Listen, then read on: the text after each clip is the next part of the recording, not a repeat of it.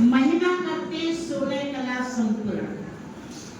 किसी देवी देवता की 16 कला संपूर्ण महिमा नहीं होती है, तो वो क्यों होती है उसके राज को बताते हुए सबसे पहले जब महिमा शब्द आता है तो श्री कृष्ण को माँ ही से क्या प्यार कि श्री कृष्ण का जन्म कहाँ हुआ? मथुरा में। श्री कृष्ण किसके सानिध्य में? मामा कंस के। और जब निकल के गए तो कहाँ गए? मैया यशोदा के पास, हमारी माँ है। और अगर उन्होंने खेल किए तो मछली फोड़ी और उन्हें अच्छा लगा तो माखन और मिश्री और माटी। और सबसे प्रिय अगर थी तो मुरली थी। माँ से कितना प्यार रहा विचार करेगा। और माँ थी तो मैया यशोदा थी। तो श्री कृष्ण की जो महिमा है हम सभी करते आ रहे हैं, लेकिन मैं आप सभी से एक प्रश्न आज करती हूँ, क्या आप उसको देखना चाहेंगे, मिलना चाहेंगे, उसकी दुनिया में चल के राज करना चाहेंगे? जो करना चाहेंगे आप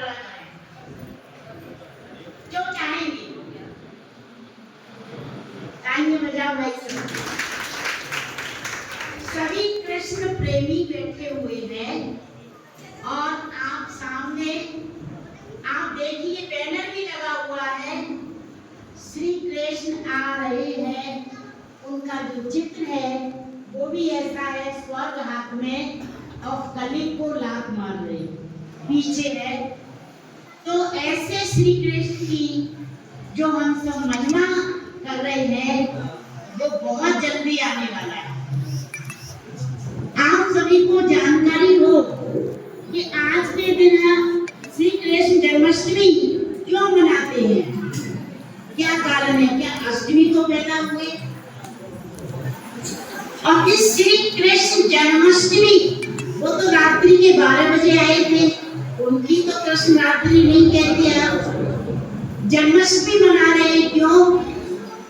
कहीं रात्रि में जन्म नहीं हुआ, वो दिन में हुआ था। लेकिन वो रात्रि कौन सी? जो कृष्ण मामा की जेल में पैदा हुए।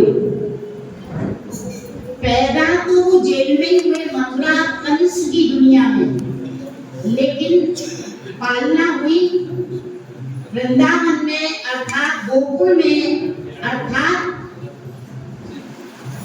कलयुग की पुरानी दुनिया के लास्ट समय में उन्हें आना यहाँ पड़ा, क्योंकि सारी मनुष्य आत्मा इतनी दुखी थी कंस के शासन में। उन सभी से मुक्ति दिलाने के लिए उन्हें आना पड़ा और फिर उन्हें गद्दी पर बैठे, तब वो सत्य कहलाया, जिसको हम एक गोकुल कहते हैं, मथुरा वृंदावन कहते हैं, सचमुच आज कलयुग का लास्ट का समय चल रहा है। वही श्री कृष्ण की आत्मा इस समय वो ज्ञान की मुरली बजा रही है, जिससे हम सब वंचित हैं। सुना है आपने कि श्री कृष्ण मुरली बजाते थे तो गोपिकाएं नाचते थे और मुरली की धुन पर गोपिकाएं घरों में ताले लगा देते थे लोग, और वो ताले तोड़कर भी चली जाती थी। तो मुरली की धुन पर गोपिकाएं क्यों मस्त थी? क्या ऐसी संगीत की मुरली क्या उनके घर वालों को नहीं सुनाई देती थी, जो उनको रोकते थे, बंधन डालते थे? सचमुच बात यह है कि जो इस समय अपने को गोपी समझेगा, गोपी का होता है गुप्त, जो आत्मा यहाँ इस शरीर में बैठी है, जो अपने को आत्मा समझेगा, वो ही गोपी है, वो ही गोप है, और वही इस मुरली को सुनने के लिए बेचैन होते हैं और कभी मिस नहीं करते, मुरली सुनते हैं। और वही श्री कृष्ण सत्य में उनके साथ रास करेगा। तो श्री कृष्ण से मिलने के लिए, श्री कृष्ण की दुनिया में जाने के लिए आपको ज्ञान की मुरली सुननी ही होगी। और मुरली कौन सी है? वो ज्ञान की मुरली थी। जो परमात्मा हमें सुना रहे हैं वो मुरली आपको जब तक नहीं सुनेंगे श्री कृष्ण की दुनिया में नहीं जा सकते। और मुरली सुनने के लिए गोपी और गोप बनना ही पड़ेगा।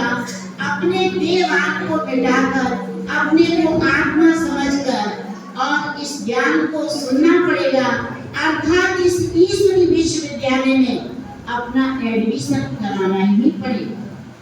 ये श्री कृष्ण की दुनिया में जाने की पढ़ाइयाँ पढ़ाई जा रही है, जिसको राजयोग कहते हैं, मेडिटेशन कहते हैं। अपने मन को शुद्ध बनाना पड़ेगा। श्री कृष्ण की आत्मा कितनी शुद्ध थी, 16 कला थी। वो कहाँ थी पहले उत्साह किया होगा, जिसके लिए कहते हैं तू राधा बड़ भागनी कौन तपस्या की और 3 लोक का रंग तरंग वो तेरे अधीन। जब राधा ने तपस्या कृष्ण को पाने के लिए की तो क्या कृष्ण ने तपस्या नहीं की होगी? वो तपस्या का समय चल रहा है। वही श्री कृष्ण की आत्मा अभी तपस्या कर रही है और वही जाके श्री कृष्ण बनेगी। और हम सब उसी की मुरली को सुनते हैं। हम सब गोप गोपिकाएं और हम जाके सत्युग जब आने वाला ही है कुछ समय के बाद, तो हम सब सत्युग में नाश करेंगे कृष्ण के साथ। ये जीवन नहीं होगा जैसा अभी है। अभी जीवन कैसा है, किसी ने मान नहीं दिया तो परेशान हो गए, बात नहीं सुनी तो कितने परेशान हो जाते हैं। हमको गाने के लिए पहला नंबर नहीं दिया तो परेशान हो गए, हमारा पूरा कविता नहीं सुनी तो परेशान हो गए। ये परेशान वाले सत्युग में नहीं जाएंगे। जो हर समय राजी रहेंगे, मुस्कुराते रहेंगे, हर कंडीशन में खुश रहेंगे। जो भी हो रहा है मेरे कर्म मेरे साथ है, मेरा कोई बिगाड़ नहीं सकता है। जो इन सब बातों से परे हो जाएंगे वही श्री कृष्ण की दुनिया में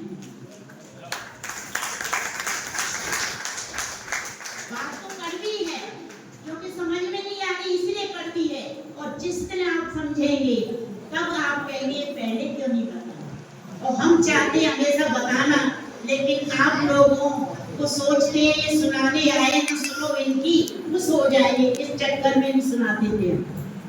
आज सुना रहे हैं कि सुनाने से अच्छा ज्यादा सुनना है।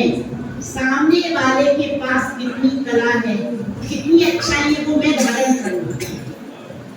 सुनाने से मेरा पद ऊंचा नहीं होगा, मेरा पद होगा सामने वाले के गुण में धारण करूंगा। इसमें कितनी अच्छाई है मैं धारण करूंगी, वो ऊंचा पद पालेगा।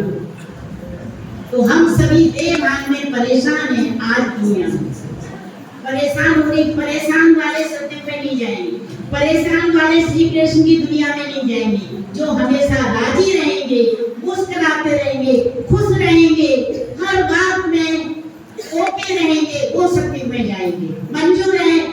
आज मंजूर है तो प्रतिज्ञा कर लीजिए हम कभी परेशान नहीं होंगे। हमारा गीत सुना तो ठीक है, नहीं सुना तो ठीक है, हमारी कविता एक लाइन की हुई तो ठीक है, दो की हुई तो ठीक है, हम हर बात में राजी रहेंगे, वही श्री कृष्ण की दुनिया में जा सकेंगे। आज पक्का बदले इस चीज का। तो नई दुनिया आने वाली है, एक ऐलान हो रहा है, फिर नहीं कहना हमको नहीं बताया। आप हमको बुलाना दे सकेंगे? बहन जी हम तो आते थे आपके पास, आप हमसे डर जाती थी कि भैया इनका सुन लो, इनको कुछ मत सुनाओ, तो राजी हो जाएंगे। ये हम अच्छा नहीं कर रहे थे आपके साथ, लेकिन हम कहते राजी रखें, कैसे भी राजी हो जाए। लेकिन अब हम जान गए कि आप हमसे नाराज नहीं होंगे, इसलिए हमने उस राज को आज आपके सामने खोला। अब आप सब होशियार हो गए, समझदार, अब हमसे नाराज नहीं होंगे, इसलिए हम सुना सकते हैं कि आपके अंदर जो गुण है वो गुण आप लेके जाएंगे, तभी आप कृष्ण की दुनिया में जा सकेंगे। तो जो गुण है वो ले लो, दूसरों के पास से उनको ले लो। हमें तो गुणवान बनना है, 16 कला संपूर्ण बनना है, श्री कृष्ण की दुनिया में जाना है। तो हमें इन सब अच्छाइयों को धारण करना है और अपनी कमी कमजोरियों को स्वाहा करना है, समाप्त करना है।